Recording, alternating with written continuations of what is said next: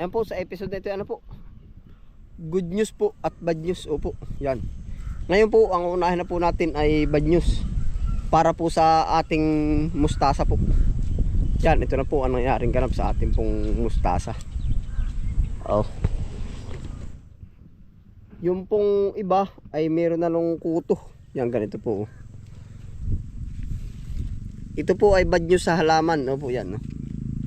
Yung nagkaroon na po ng kuto. Yan.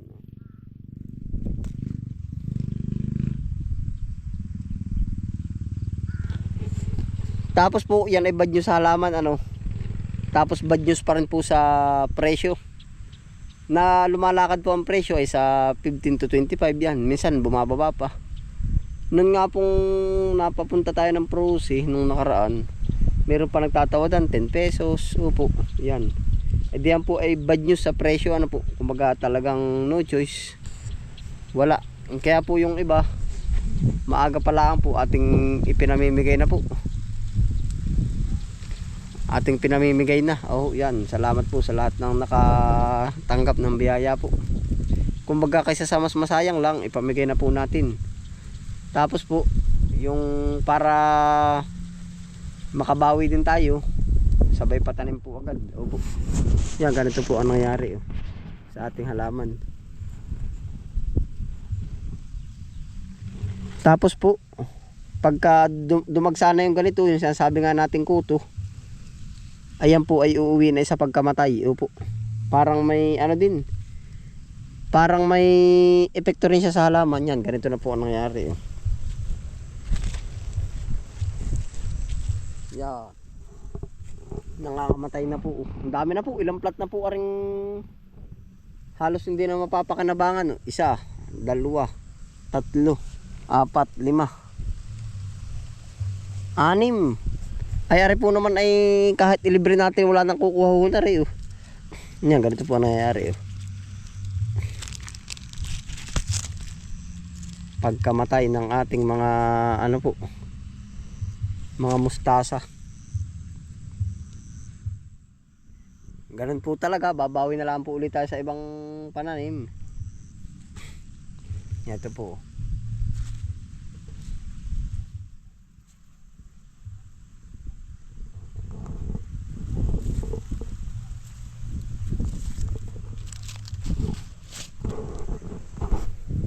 Yan, dami po apektado.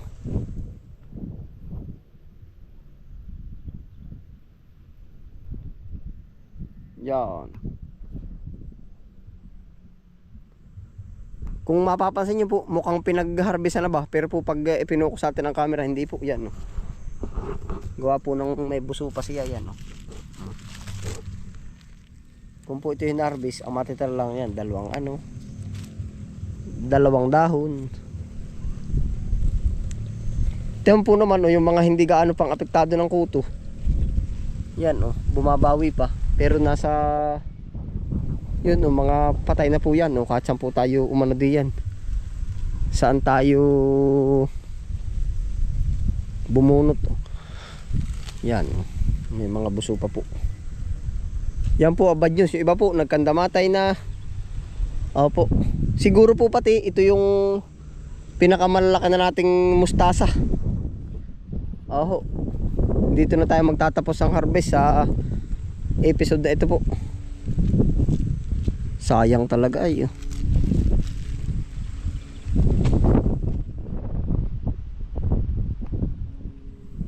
Yan po yung mga namatay.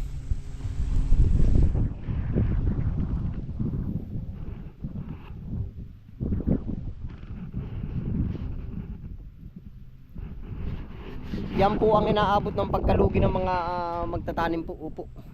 Gawa ng kagaya po nito, estimated ko, mapepera pa nito ay ilang ba? 5. Sa mababang kwenta na natin, 30 na natin. 150 kilo. 30 5. Oh, 150. I-times na natin sa kahit sa mababang presyo sa 20. O ay di 3,000 pa po ang mapepera natin. Yan, umuwi po yan sa wala. Wala po talaga. Opo. Yan. Aking minumuni-muni nga po. Medyo sabi ko ano pa ang gagawin. Ayan na. Oh, pataba na. Yung tipong naalagaan mo na. Tapos di mo pa napakanabangan. Ano po. Talaga po sigurong ganun. No? Ang masasabi ko lang po. May plano sa atin si God. Yan. Lugmok. Oh.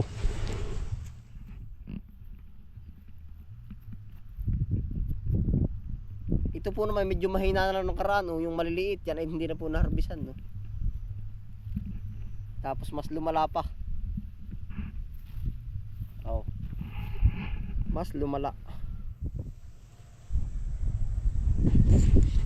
Yan po ang bad news sa ating taniman po. Yung mustasa, baba ng presyo.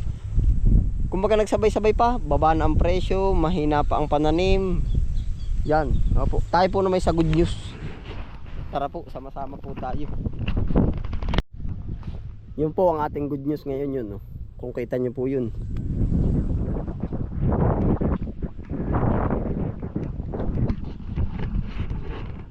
Sa ano po naman tayo ngayon babawi? Sa singkang, opo.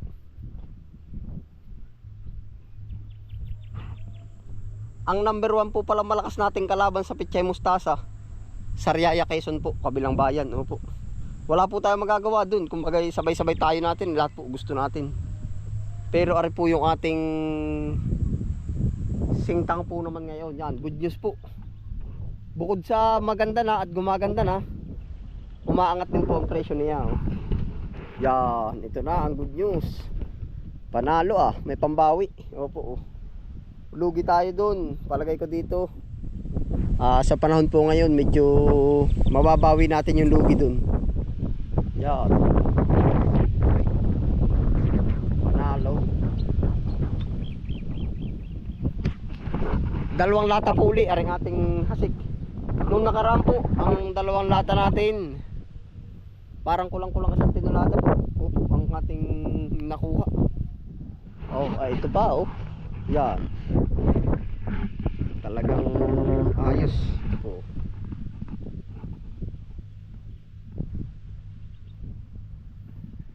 Yan na po ang naging ganap.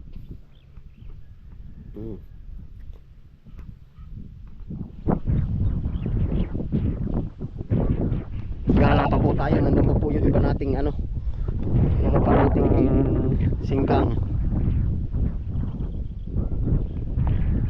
Panalo.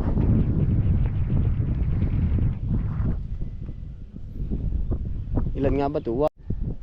1, 2, 3, 4, 5, 6, 7, 8. Siyam po.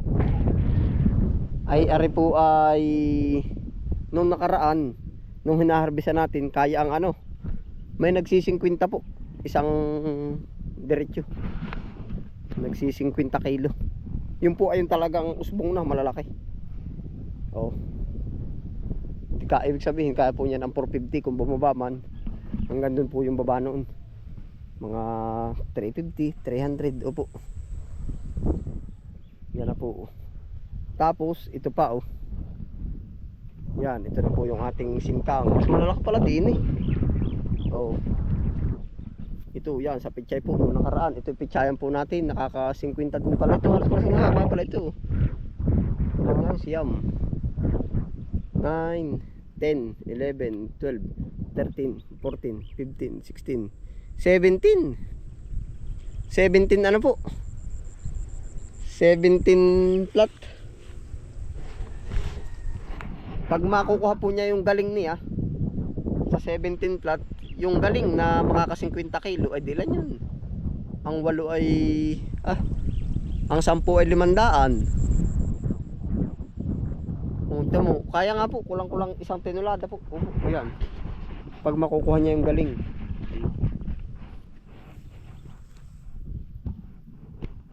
Yan. Yan po ang good news.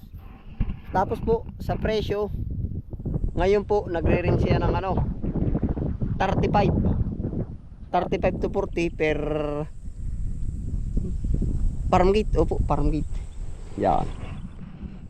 Yan na po ang good news. May pambawi. Kaya po maganda rin yung pa iba-iba yung pananim natin.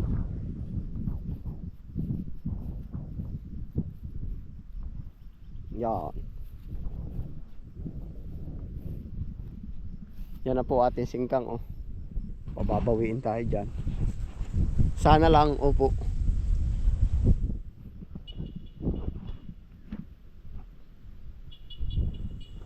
Mas malalaki, oh.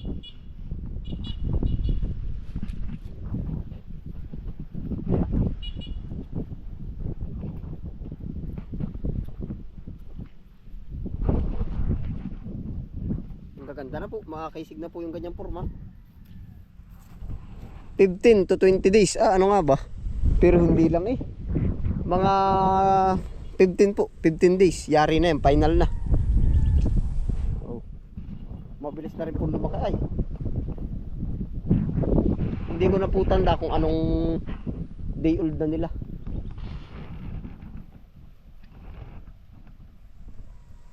Yan. Sa singkang po tayo. Tapos po tayo merong medyo kaligig din po ako ay. Yung nung alam nating na tumaas, tayo po'y urada, nagpahabol na po ko agad. Yan, ito po. Batch by batch. Bali ilan na pala ang tanim natin yan. Yan ay dalawa. Dalawang lata. Tapos sa ere po ay doon na muna tayo sa kabila. Yung kasunod niya, na po yung kasunod niya. Malapit na rin po yan. Baka yun ay bago i-harvest po.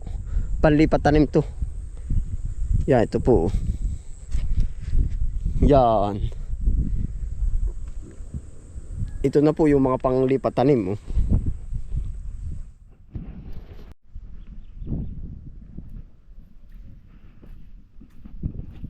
Lumalapad na po.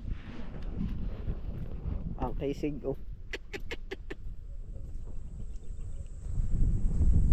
Yan na po ang ganap sa ating taniman ng kinchay. Singkang. Ito pa po. Panalo.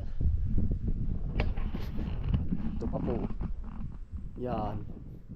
Dalawang lata din po nakahulog diyan.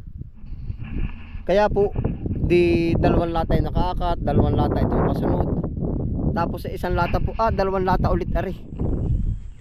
Yan, ito na po. Ito po yung bagong hasik na buto. Yan, ito. Meron na po ulit yung bagong hasik, dalawang lata. Kaya po ang kapital natin dito 1 to na ay paano nga ba? 600 po ang isang lata. Tatlo 1 to 3,600 po ang puhunan natin dyan. Naipo pala yung lata. F1. Naroon pa yung isa sa kabila. Ano yan? F1.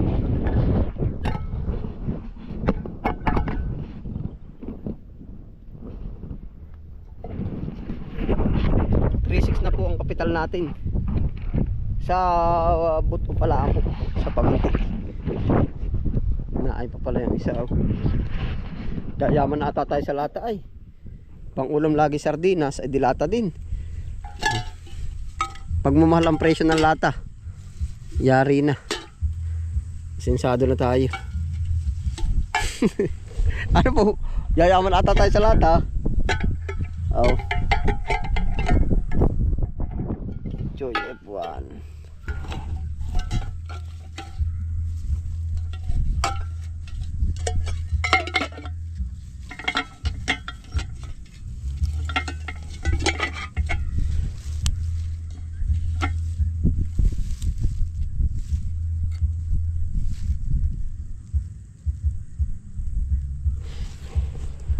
Yan na po ang ganap. Ano po yan? Salamat po sa inyong pagsama. Ingat po ang lahat. Happy lang po. Bye.